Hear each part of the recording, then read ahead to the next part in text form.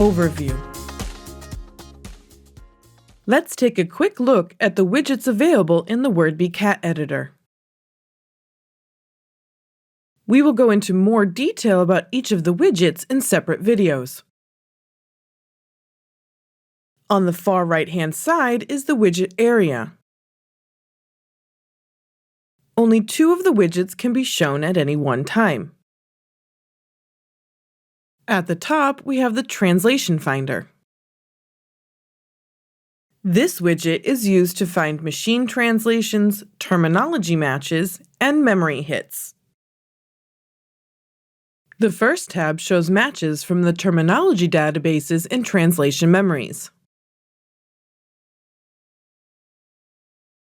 These resources have been specifically provided by the client and/or project manager. In the second tab, the system provides suggested translations based on previously saved segments and resources attached to the project. The third tab is the Machine Translation tab, where you can manage different machine translation options if enabled. The next widget is the Timeline widget. This widget provides both a timeline of revisions as well as any commentary that was saved. The first 2 tabs show comments for the document and active segments.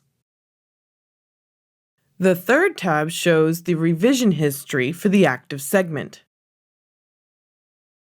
The last widget is Properties.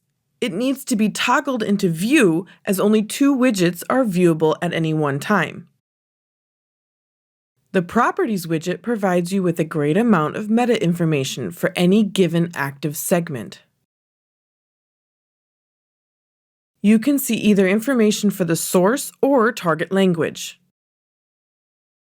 This information is extremely helpful in understanding the context of a segment at all stages in the translation process. Having only 2 widgets visible at a time allows the user to see the maximum amount of information as possible. To toggle between the widgets, simply click the drop-down arrow next to the widget you would like to replace and then select the new widget.